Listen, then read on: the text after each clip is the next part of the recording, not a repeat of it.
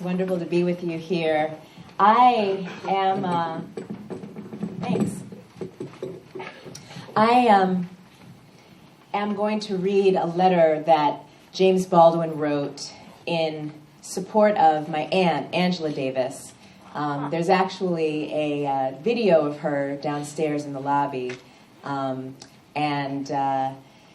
What's really wonderful about this letter is, well, you'll hear why it's so wonderful, but it appeared in this book, and the title of this book actually comes from the essay.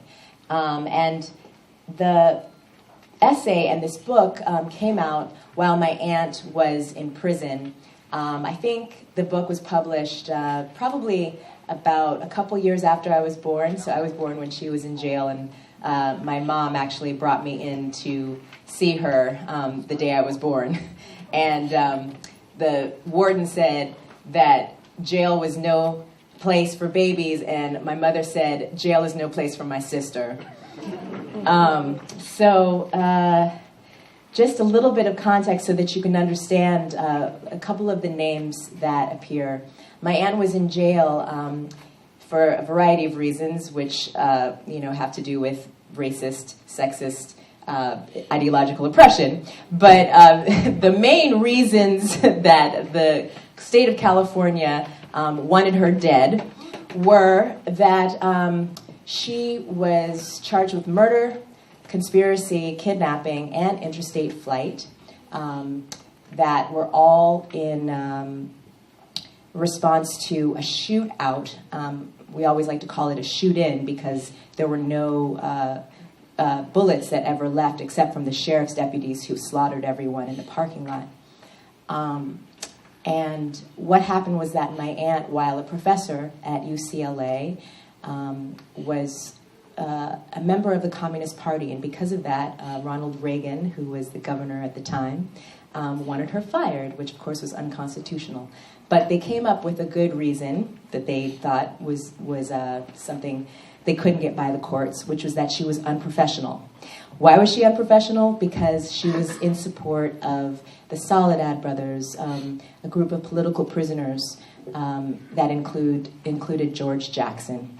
And George Jackson's brother, Jonathan Jackson, at the age of 17, had been working as one of Angela's bodyguards, and he had access to guns that she had legally purchased in her name. And without her knowledge, he took those guns and tried to take some hostages, and then was killed as he tried to escape with them. So that's why my aunt was in jail, and that's why James Baldwin wrote this letter in her support. An open letter to my sister, Angela Y. Davis. Dear sister, one might have hoped that by this hour, the very sight of chains on black flesh, or the very sight of chains, would be so intolerable a sight for the American people and so unbearable a memory that they would themselves spontaneously rise up and strike off the manacles. But no, they appear to glory in their chains, now more than ever. They appear to measure their safety in chains and corpses. And so Newsweek, civilized defender of the indefensible, attempts to drown you in a sea of crocodile tears. It remains to be seen what sort of personal liberation she had achieved, and puts you on its cover, chained. You look exceedingly alone, say, as the Jewish housewife in the boxcar headed for Dachau, or as any one of our ancestors chained together in the name of Jesus, headed for a Christian land. Well, since we live in an age in which silence is not only criminal, but suicidal, I have been making as much noise as I can, here in Europe, on radio and television. In fact, have just returned from a land, Germany, which was made notorious by a silent majority not so very long ago. I was asked to speak on the case of Miss Angela Davis, and did so. Very probably an exercise in futility, but one must let no opportunity slide. I am something like 20 years older than you, Of that generation, therefore, of which George Jackson ventures that there are no healthy brothers. None at all. I am in no way equipped to dispute this speculation, not anyway without descending into what at the moment would be irrelevant subtleties, for I know too well what he means. My own state of health is certainly precarious enough. In considering you and Huey and George, and especially Jonathan Jackson, I began to apprehend what you may have had in mind when you spoke of the uses to which we could put the experience of the slave. What has happened, it seems to me, and to put it far too simply, is that a whole new generation of people have assessed and absorbed their history, and in that tremendous action have freed themselves of it, and will never be victims again. This may seem an odd, indefensibly impertinent, and insensitive thing to say to a sister in prison, battling for her life, for all our lives. Yet I dare to say it, for I think that you will perhaps not misunderstand me, and I do not say it, after all, from the position of a spectator. I'm trying to suggest that you, for example, do not appear to be your father's daughter in the same way that I am my father's son. At bottom, my father's expectations and mine were the same. The expectations of his generation and mine were the same, and neither the immense difference in our ages nor the move from the south to the north could alter these expectations or make our lives more viable. For in fact, to use the brutal parlance of that hour, the interior language of that despair, he was just a nigger laborer preacher, and so was I. I jumped the track, but that's of no more importance here in itself than the fact that some poor Spaniards become rich bullfighters, or that some poor black boys become rich boxers, for example. That's rarely, if ever, afforded the people more than a great emotional catharsis, though I don't mean to be condescending about that either. But when Cassius Clay became Muhammad Ali and refused to put on that uniform and sacrificed all that money, a very different impact was made on the people, and a very different kind of instruction had begun. The American triumph, in which the American tragedy has always been implicit, was to make black people despise themselves. When I was little, I despised myself. I did not know any better. And this meant, albeit unconsciously or against my will, or in great pain, that I also despised my father and my mother and my brothers and my sisters. Black people were killing each other every Saturday night out on Lenox Avenue when I was growing up, and no one explained to them or to me that it was intended that they should. That they were penned where they were like animals in order that they should consider themselves no better than animals.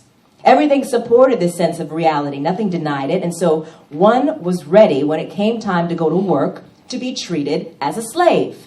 So one was ready when human terrors came to bow before a white God and beg Jesus for salvation, the same white God who was unable to raise a finger to do so little as to help you pay your rent, unable to be awakened in time to help you save your child. There is always, of course, more to any picture than can speedily be perceived in all of this.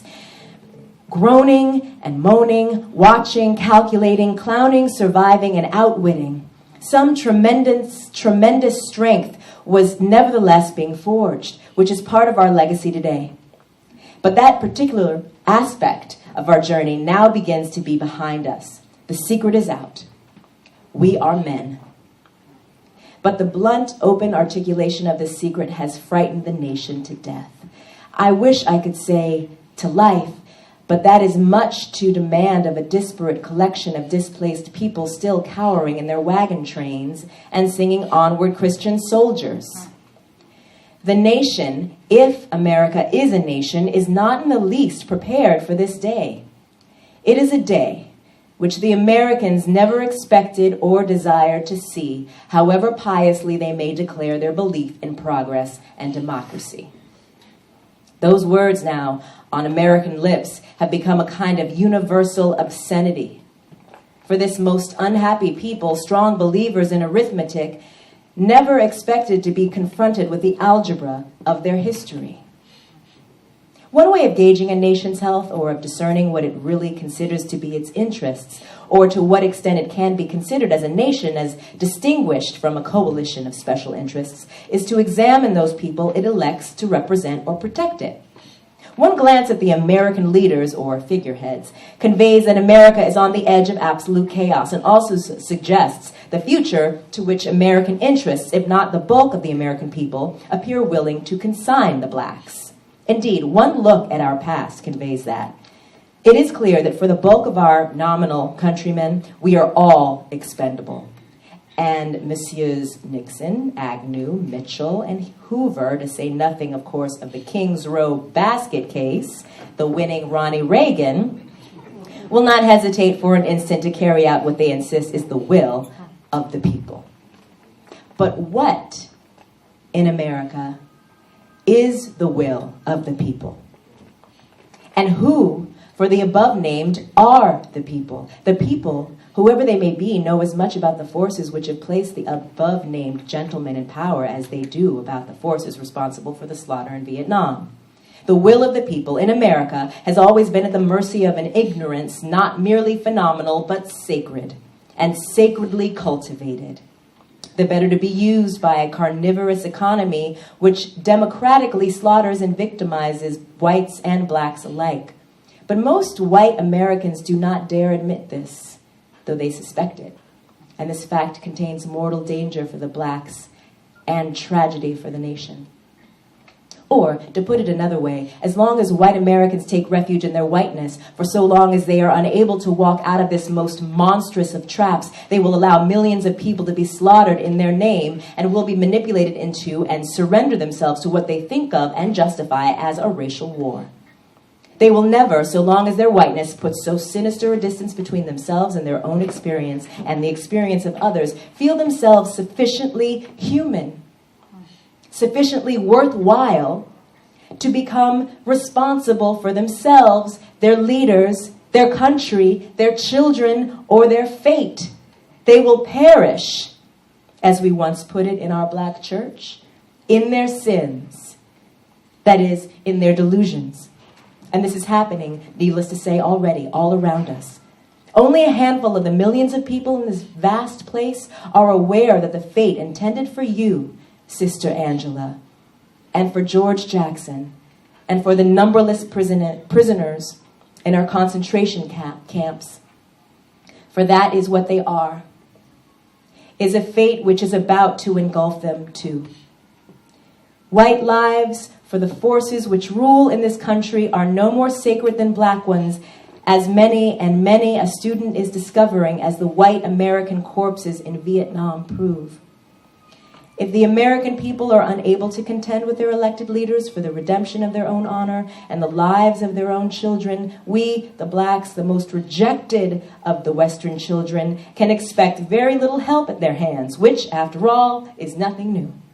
What the Americans do not realize is that a war between brothers in the same cities on the same soil is not a racial war, but a civil war. But the American delusion is not only that their brothers are all white, but that the whites are all their brothers. So be it. We cannot awaken the sleeper.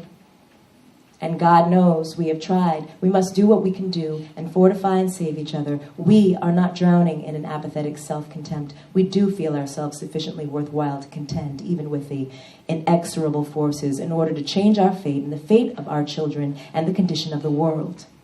We know that a man is not a thing and is not to be placed at the mercy of things. We know that air and water belong to all mankind and not merely to industrialists. We know that a baby does not come into the world merely to be the instrument of someone else's profit. We know that democracy does not mean the coercion of all into a deadly and finally wicked mediocrity, but the liberty for all to aspire to the best that is in him or that has ever been.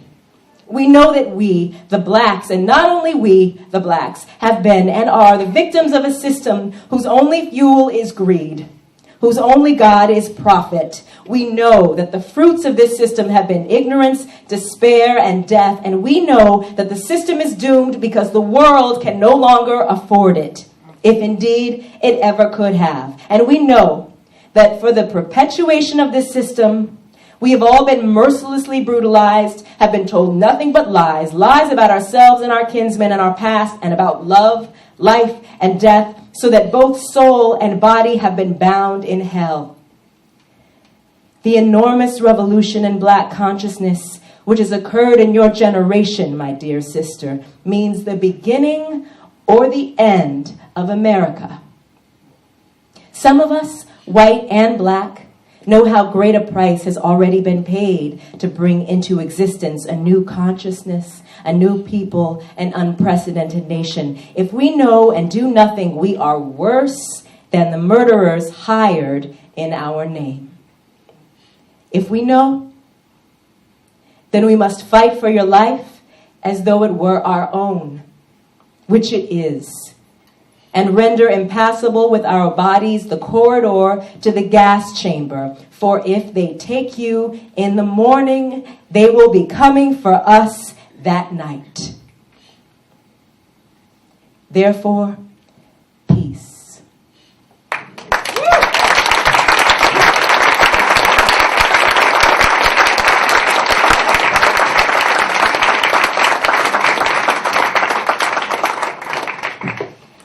Hello, so my name is Francisco Cortijo.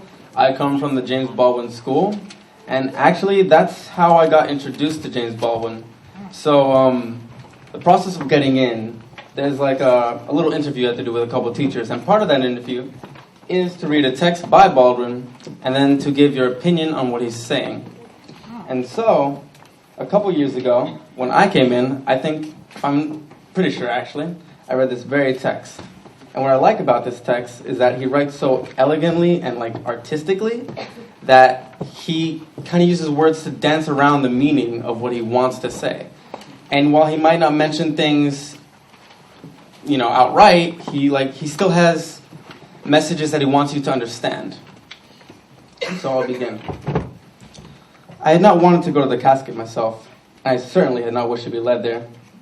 But there was no way of avoiding either of these forms. One of the deacons led me up, and I looked on my father's face. I cannot say that it looked like him at all. His blackness had been equivocated by powder. There was no suggestion in that casket of what his power had or could have been. He was simply an old man, dead. And it was hard to believe that he had ever given anyone either joy or pain. Yet his life filled that room. Further up the avenue, his wife was holding his newborn child. Life and death so close together, and love and hatred, and right and wrong, said something to me which I did not want to hear concerning man, concerning the life of man. After the funeral, I was downtown, desperately celebrating my birthday. A Negro soldier in the lobby of the Hotel Braddock got into a fight with a white policeman over a Negro girl. Negro girls, white policemen, in or out of uniform, and Negro males, in or out of uniform, were part of the furniture of the lobby at the Hotel Braddock. And this was certainly not the first time such an incident had occurred. It was destined, however, to receive an unprecedented publicity. For the fight between the policeman and the soldier ended with the shooting of the soldier. Rumor, following immediately to the streets outside, stated that the soldier had been shot in the back, an instantaneous and revealing invention, and that the soldier had died protecting a Negro woman. The facts were somewhat different. For example, the soldier had not been shot in the back and was not dead, and the girl seems to have been as dubious a symbol of womanhood as her white counterpart in Georgia usually is. But no one was interested in the facts. They preferred the invention, because this invention expressed and corroborated their hates and fears so perfectly. It is just as well to remember that the people are always doing this. Perhaps many of those legends, including Christianity, to which the world clings, began their conquest of the world with just some such concerted surrender to distortion. The effect in Harlem of this particular legend was like the effect of a lit match in a tin of gasoline. The mob gathered before the doors of the Hotel Braddock simply began to swell and to spread in every direction, and Harlem exploded. The mob did not cross the ghetto lines. It would have been easy, for example, to have gone over Morningside Park on the west side, or to have crossed Grand Central Railroad tracks at 125th Street on the east side to wreak havoc in the white neighborhoods. The mob seems to have been mainly interested in something more potent and real than the white-faced, that is, in white power. And the principal damage done during the riot of the summer of 1943 was to white establishments in Harlem. It might have been a far bloodier story, of course, if at the hour the riot began, these establishments had still been open. From the Hotel Braddock, the Mavs fanned out east and west along 125th Street and for the entire length of Lenox, 7th, and 8th Avenues. Along each of these avenues and along each major side street, 116th, 125th, and 135th, and so on, bars, stores, pawn shops, restaurants, and even little lunchettes had been smashed open and had been entered and looted. Looted, it might be added, with more haste than efficiency. The shelves had really looked as though a bomb had struck them.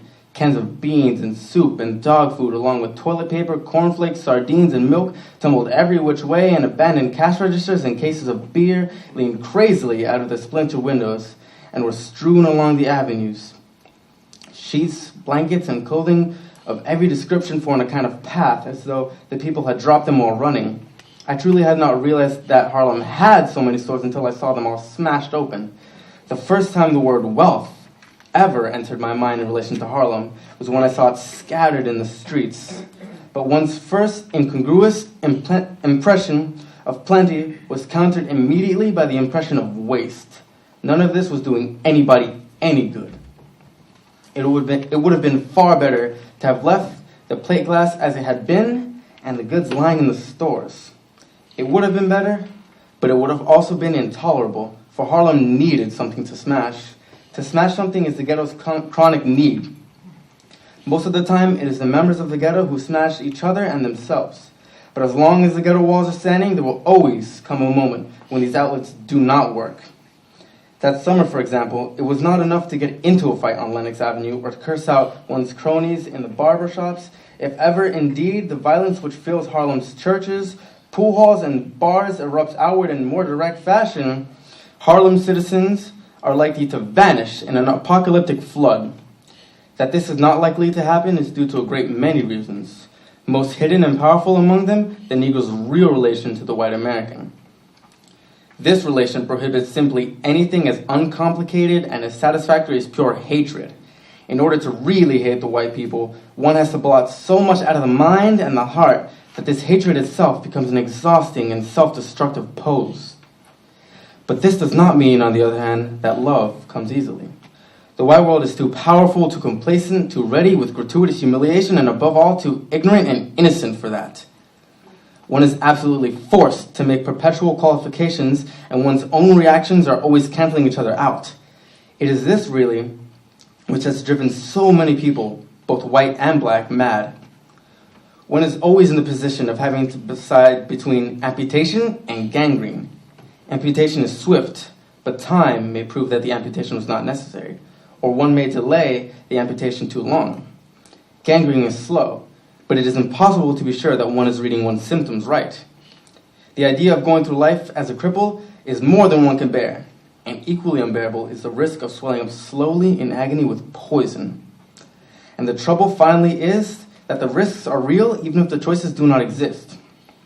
But as for me and my house, my father had said, we will serve the Lord. I wondered as we drove him to his resting place what this had meant to him. I had heard him preach it so many times. I had preached it once myself, proudly giving it an interpretation different from my father's. Now the whole thing came back to me, as though my father and I were on our way to Sunday school, and I were memorizing the golden text.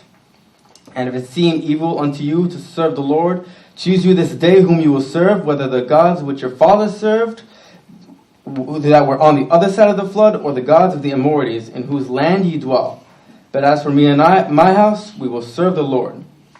I suspected in these familiar lines a meaning which had never been there for me before. All of my father's texts and songs, which I had decided were meaningless, were ranged before me at his death like empty bottles, waiting to hold the meaning which life would give them from me. This was his legacy. Nothing is ever escaped.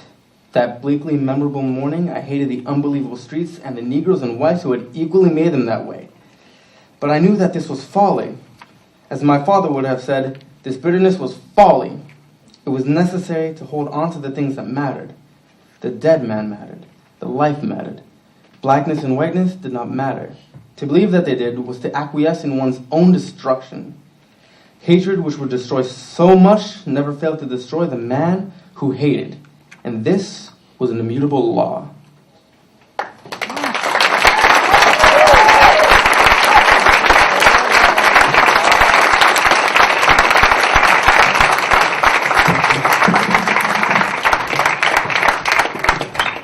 Good afternoon.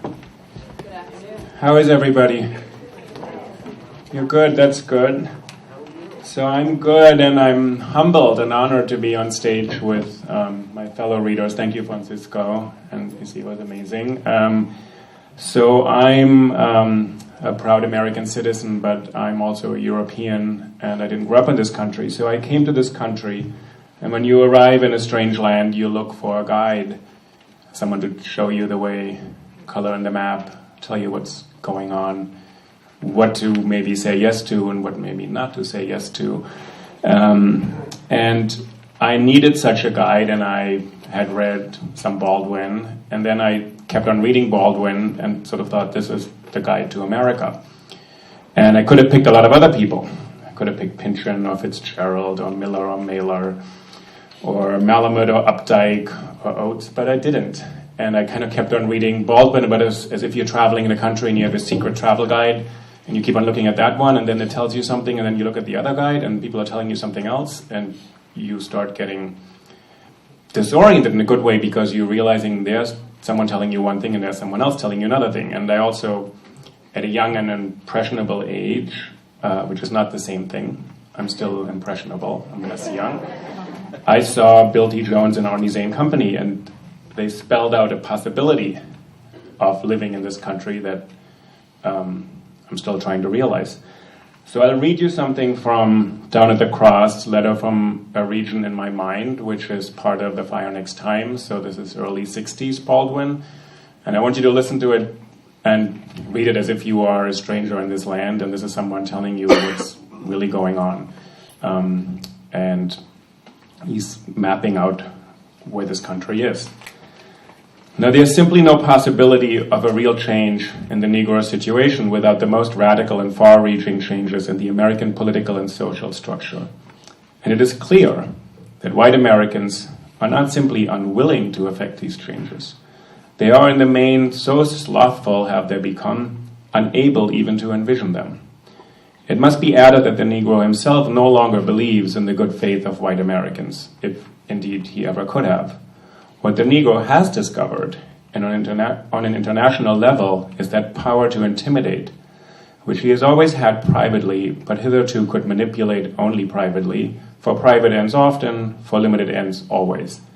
And therefore, when the country speaks of a new Negro, which it has been doing every hour on the hour for decades, it is not really referring to a change in the Negro, which in any case is quite incapable of assessing, but only to a new difficulty in keeping him in his place, to the fact that it encounters him again, barring yet another door to its spiritual and social ease.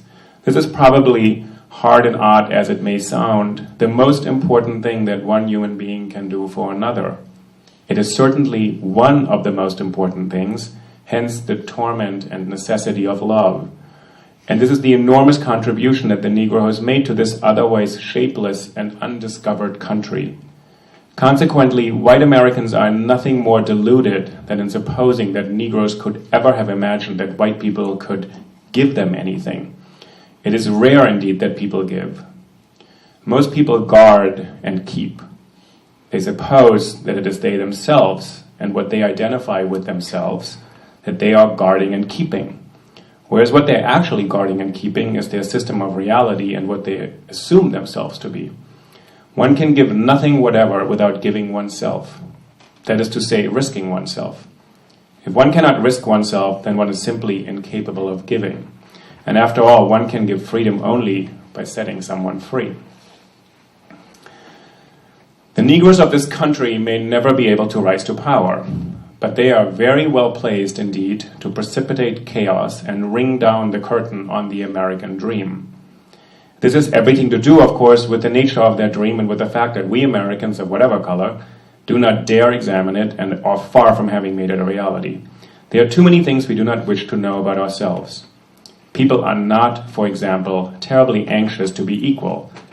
Equal, after all, to what and to whom? But they love the idea of being superior. And this human truth has an especially grinding force here, where identity is almost impossible to achieve, and people are perpetually attempting to find their feet on the shifting sands of status. Furthermore, I've only met a very few people, and most of these were not Americans, who had any real desire to be free. Freedom is hard to bear. It can be objected that I'm speaking of political freedom in spiritual terms, but the political institutions of any nation are always menaced and are ultimately controlled by the spiritual state of that nation. We are controlled here by our confusion far more than we know, and the American dream has therefore become something much more closely resembling a nightmare on the private, domestic, and international levels. Privately, we cannot stand our lives and dare not examine them. Domestically, we take no responsibility for and no pride in what goes on in our country. And internationally, for many millions of people, we are an unmitigated disaster. Whoever doubts this last statement has only to open his ears, his heart, his mind to the testimony of, for example, any Cuban peasant or any Spanish poet and ask himself what he would feel about us if he were the victim of our performance in pre-Castro Cuba or in Spain. There is something that we do not wish to face, and what white Americans do not face when they regard a Negro: reality. The fact that life is tragic. Life is tragic simply because the earth turns and the sun inexorably rises and sets, and one day, for each of us, the sun will go down for the last time. Perhaps the whole root about trouble, the human trouble, is that we will sacrifice all the beauty of our lives. We'll imprison ourselves in totems, taboos, crosses, blood sacrifices, steeples, mosques, races, armies, flags, nations, in order to deny the fact of death, which is the only fact that we have. It seems to me that one ought to rejoice in the fact of death, ought to decide, indeed, to earn one's death by confronting with passion the conundrum of life. One is responsible to life. It is the small beacon in the terrifying darkness from which we come and to which we shall return. One must negotiate this passage as nobly as possible for the sake of those who are coming after us. But white Americans do not believe in death, and this is why the darkness of my skin so intimidates them. And this is also why the presence of the Negro in this country can bring about its destruction. It is a responsibility of free men to trust and to celebrate what is constant. Birth, struggle, and death are constant. And so is love, though we may not always think so. And to apprehend the nature of change, to be able and willing to change. I speak of change not on the surface, but in the depth. Change in the sense of renewal. But renewal becomes impossible if one supposes things to be constant that are not. Safety, for example, or money, or power. One clings to them, but by which one can only be betrayed, and the entire hope, the entire possibility of freedom disappears. And by destruction, I mean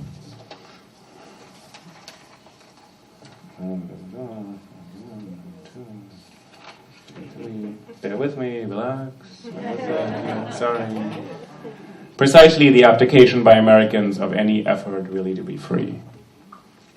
One clings to them by which one can only be betrayed, and the entire hope, the entire possibility of freedom disappears. And by destruction, I mean precisely the abdication by Americans of any effort really to be free. White Americans find it as difficult as white people elsewhere to divest themselves of the notion that they are in possession of some intrinsic value that black people need and want. And this assumption, which, for example, makes a solution to the Negro problem depend on the speed with which Negroes accept and adopt white standards, is revealed in all kinds of striking ways. From Bobby Kennedy's assurance in the early 60s that a Negro can become president in 40 years. And lo and behold. And to the unfortunate tone of warm congratulations with which so many liberals address their Negro equals. It is the Negro, of course, who is presumed to have become equal. An achievement that only proves the comforting fact that perseverance has no color, but also overwhelmingly corroborates the white man's sense of his own value.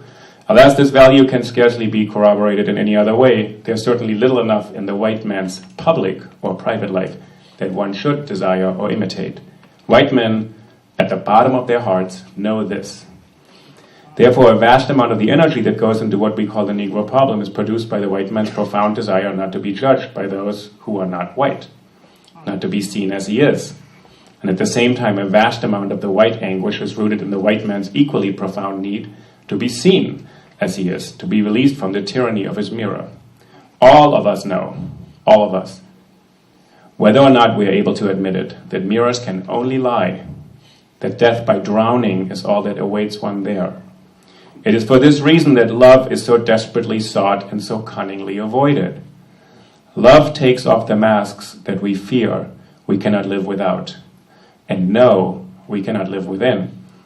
I use the word love here not merely in the personal sense, but as a state of being, as a state of grace.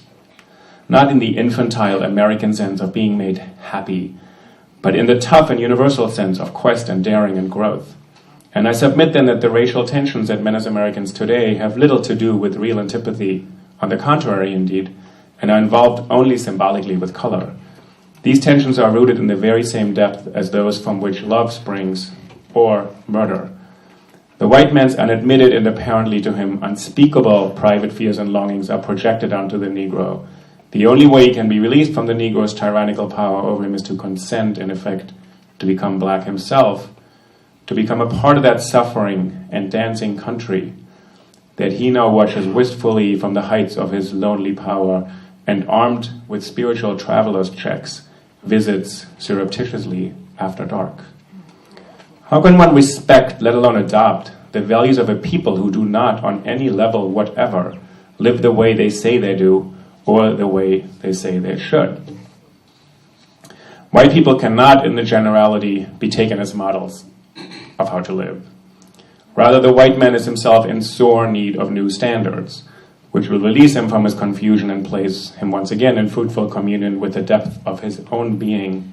And I repeat, the price of the liberation of the white people is the liberation of the blacks, the total liberation, in the cities, in the towns, before the law, and in the mind.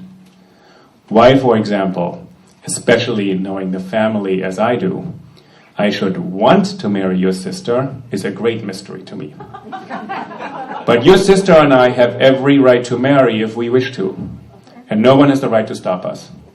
If she cannot raise me to her level, perhaps I can raise her to mine. When I was very young and was dealing with my buddies in those wine and urine-stained hallways, something in me wondered, what will happen to all that beauty? For black people, though I'm aware that some of us, black and white, do not know it yet, are very beautiful.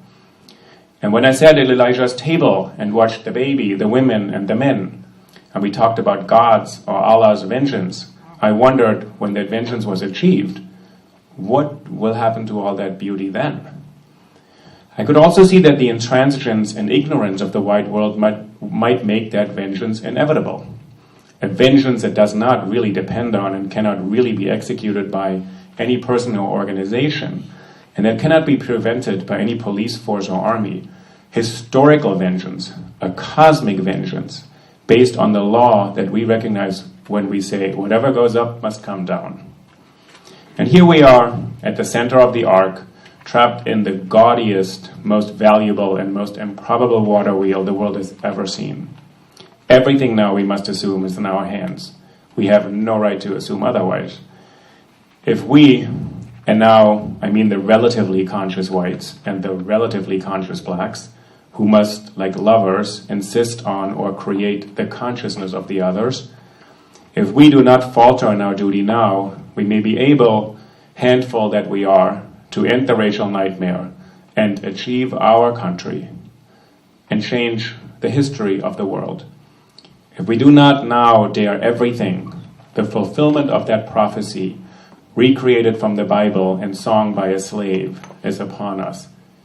God gave Noah the rainbow sign, no more water, the fire next time.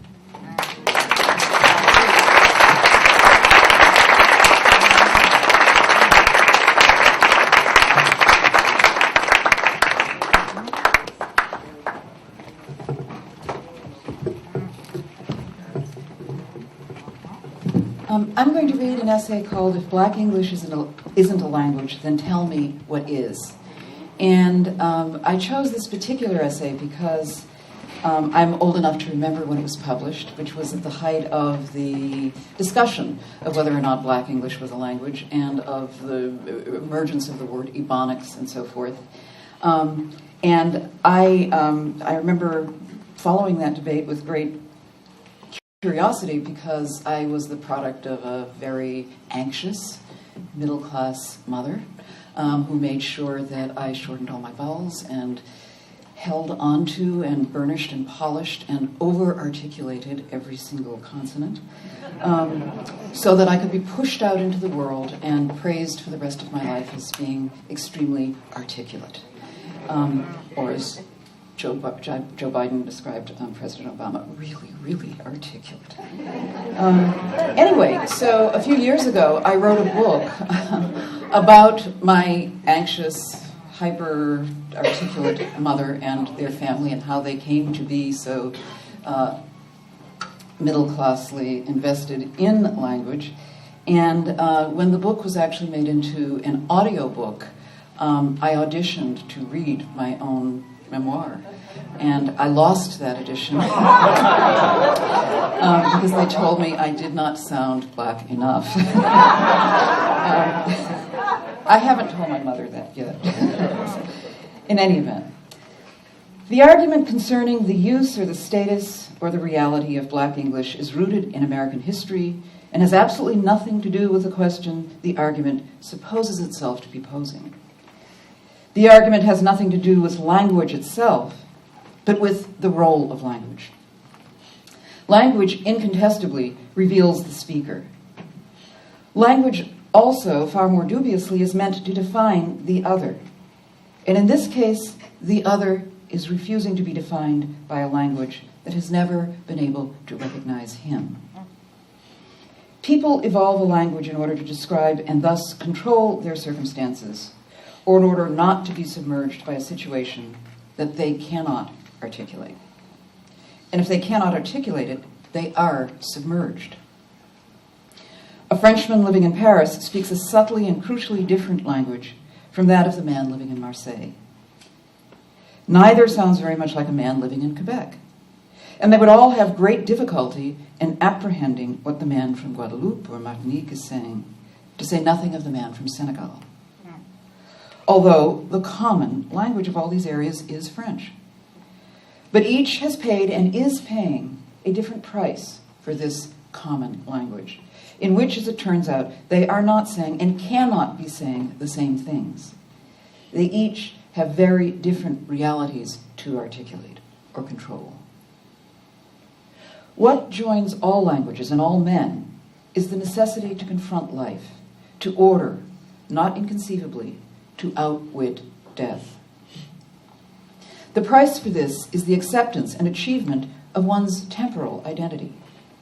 So that, for example, though it is not taught in the schools, and this has the potential of becoming a political issue, the south of France still clings to its ancient and musical Provençal, which resists being described as a dialect.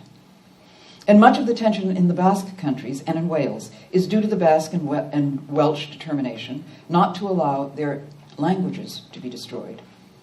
This determination also feeds the flames in Ireland, for among the many indignities the Irish have been forced to undergo at English hands is the English contempt for their language. It goes without saying, then, that language is also a political instrument, a means, and a proof of power. It is the most vivid and crucial key to identity. It reveals the private identity and connects one with or divorces one from the larger public or communal identity. There have been and are times and places where to speak a certain language could be dangerous, even fatal. Or one may speak the same language, but in such a way that one's antecedents are revealed, or one hopes hidden. This is true in France and absolutely true in England. The range and rain of accents on that damp little island make England coherent for the English and totally incomprehensible for everyone else. To open your mouth in England is, if I may use black English, to put your business in the street. You have confessed your parents, your youth, your school, your salary, your self-esteem, and, alas, your future. Now, I do not know what white Americans would sound like if there had never been any black people in the United States. But they would not sound the way they sound. Jazz, for example, is a very specific sexual term, as in jazz me baby. But white people purified it into the jazz age. Sock it to me, which means roughly the same thing, has been adopted by Nathaniel Hawthorne's descendants with no qualms or hesitations at all, along with let it all hang out and right on.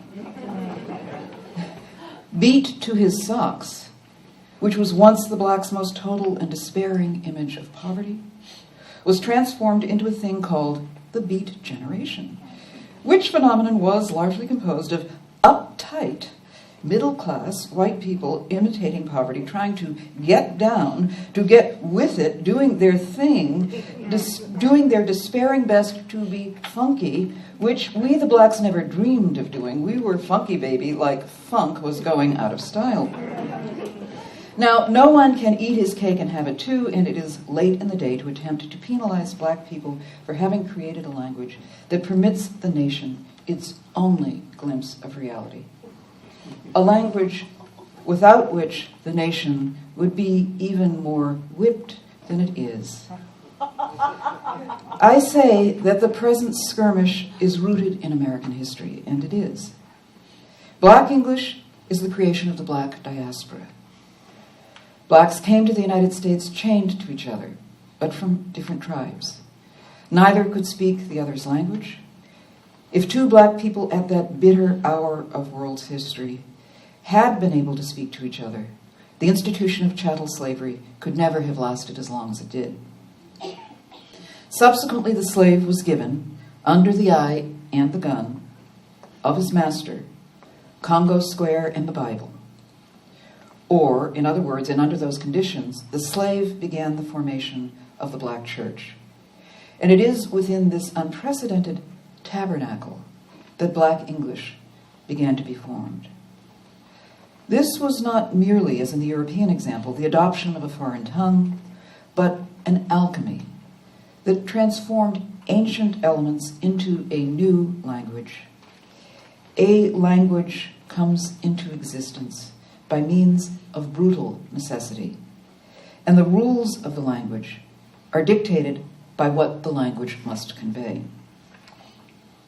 There was a time, and in this place, when my brother or my mother or my father or my sister had to convey for me, for example, the danger in which I was standing from the white man standing just behind me, and to convey this with a speed and in a language that the white man could not possibly understand, and that indeed he cannot understand until today.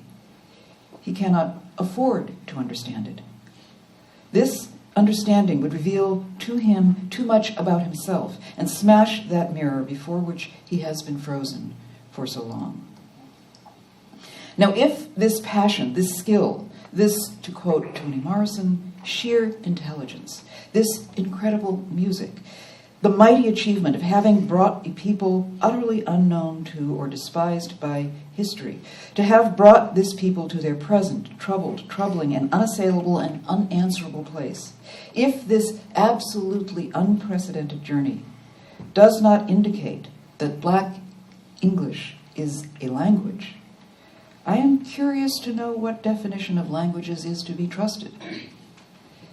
A people at the center of the Western world and in the midst of so hostile a population has not endured and transcended by means of what is patronizingly called a dialect. We, the blacks, are in trouble, certainly, but we are not inarticulate because we are not compelled to defend a morality that we know to be a lie. The brutal truth is that the bulk of white people in America never had any interest in educating black people, except as this could serve white purposes. It is not the black child's language that is despised. It is his experience. A child cannot be taught by anyone who despises him. and a child cannot afford to be fooled. A child cannot be taught by anyone whose demand essentially is that the child repudiate his experience and all that gives him sustenance, and enter instead into a limbo in which he will no longer be black, and in which he knows that he can never be white. Black people have lost too many black children that way.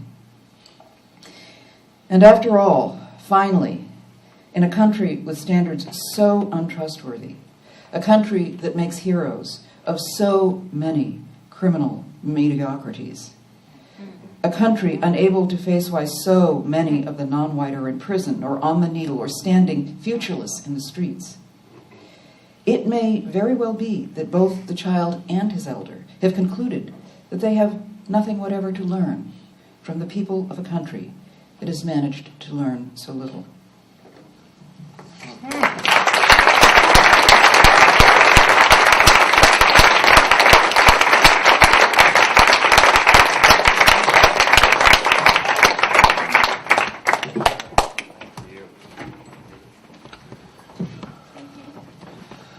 Welcome to day 3 of James Baldwin University, our 5 days here at noontime.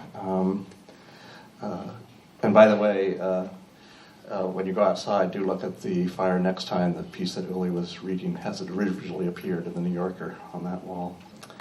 But I want to take up exactly where you left off and read a few texts about James Baldwin on the children.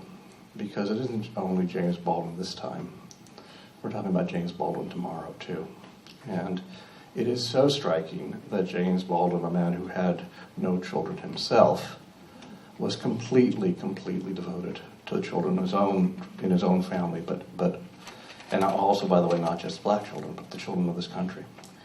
And it comes up over and over again, and I just thought I'd read a few texts that bring that out. One of them is from Sonny's Blues, that wonderful short story. We've heard parts of it already. And people are asking, where they can go to start reading Baldwin if they haven't been reading him yet, and that's a good place to start, the short story Sonny's Blues. And here he has a memory, the narrator has a memory of his youth. This was the last time I ever saw my mother alive. Just the same, this picture gets all mixed up in my mind with pictures I had of her when she was younger. The way I always see her is the way we used to be on Sunday afternoon, say, when the old folks were talking after the big Sunday dinner. I always seen her wearing pale blue. She'd be sitting on the sofa, and my father would be sitting in the easy chair not far from her. And the living room would be full of church folks and relatives. There they sit, in chairs all around the living room, and the night is creeping up outside, but nobody knows it yet. You can see the darkness growing against the window panes, and you hear the street noises every now and again. Or maybe the jangling beat of a tambourine from one of the churches close by. But it's real quiet in the room. For a moment, nobody's talking, but every face looks darkening, like the sky outside. And my mother rocks a little from the waist, and my father's eyes are closed. Everyone is looking at something a child can't see. For a moment, they've forgotten the children. Maybe a kid is lying on the rug, half asleep.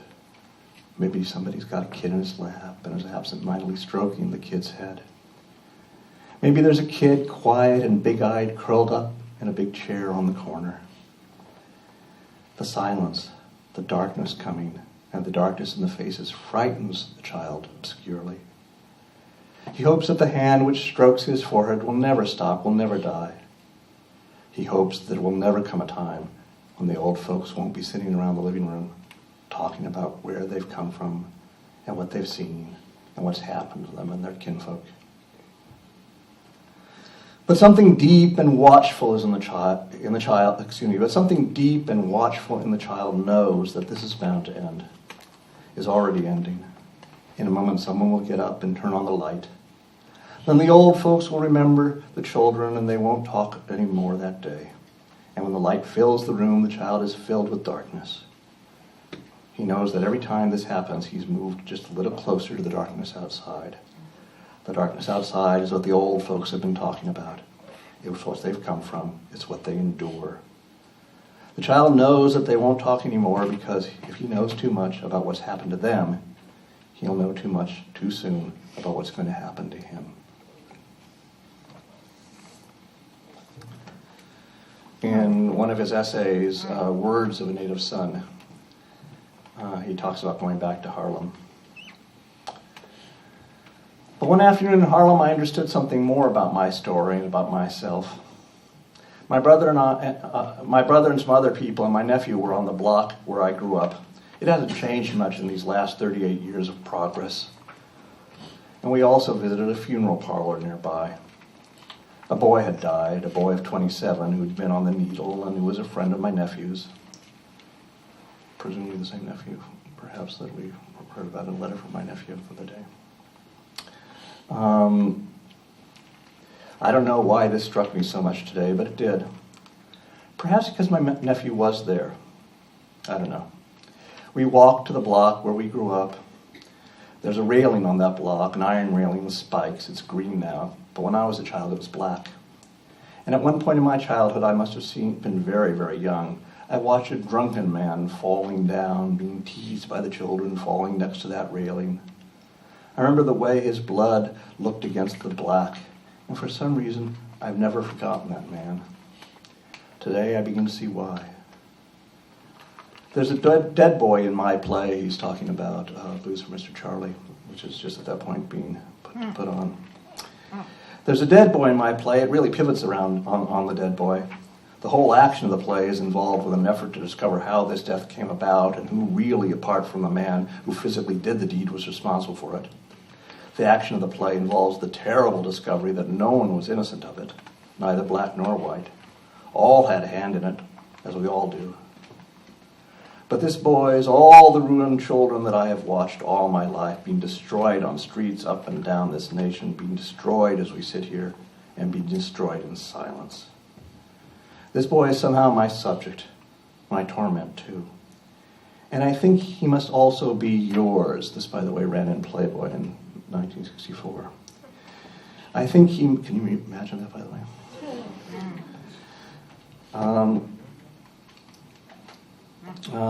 This boy is somehow my subject, my torment too, and I think he must also be yours. I've begun to be obsessed more and more by a line that comes from William Blake. It says, "A dog starved at his master's gate predicts the ruin of the state." The story that I hope to live long enough to tell, to get it out somehow whole and entire, has to do with the terrible, terrible damage we are doing to our children. Because what is happening on the streets of Harlem to black boys and girls is also happening on all American streets and to everybody. It's a terrible delusion to think that any part of this republic can be safe as long as 20 million members of it are menaced as they are. The reality I'm trying to get at is that the humanity of this submerged population is equal to the humanity of anyone else, equal to yours, equal to that of your child. I know when I walk into a Harlem funeral parlor and see a dead boy lying there, I know, no matter what the social scientists say or the liberals say, that it is extremely unlikely that he would be in this grave so soon if he were not black. That's a terrible thing to have to say. But if it is so, then the people who are responsible for this are in a terrible condition. Please take note, I'm not interested in anyone's guilt. Guilt is a luxury we can no longer afford. I know you didn't do it and I didn't do it either, but I am responsible for it because I'm a man and a citizen of this country, and you are responsible for it too, for the very same reason. As long as my children face the future that they face and come to the ruin that they come to, your children are very greatly in danger too. They are endangered above all by the moral apathy which pretends it isn't happening. This does something terrible to us. Anyone who is trying to be conscious must begin to be conscious of that apathy and must begin to dismiss the vocabulary which we've used so long to cover it up, to lie about the way things are. We must make the great effort to realize that there is no such thing as a Negro problem, but simply a menaced boy. If we could do this, we could save this country. We could save the world. Anyway, that dead boy is my subject and my responsibility, and he's yours too. One more thing. And I just wanted to read, some of you were at the performance last night of Nothing Personal, but at the ending of Nothing Personal is right in this same line. I just wanted to read that. It is a mighty heritage. It is the human heritage, and it is all there is to trust. And I learned this through descending, as it were, into the eyes of my father and my mother. I wondered when I was little how they bore it, for I knew that they had much to bear. It had not yet occurred to me that I also had much to bear, but they knew it, and the unimaginable rigors of their journey helped them to prepare me for mine. This is why one must say yes to life and embrace it wherever it is found, and it is found in terrible places. Nevertheless, there it is. And if the father can say, "Yes, Lord," the child can learn that most difficult of words, "Amen." The sea rises, the light falls, the light fails, lovers cling to each other, and children cling to us. The moment we cease to hold each other, the moment we break faith with one another, the sea engulfs us, and the light goes out.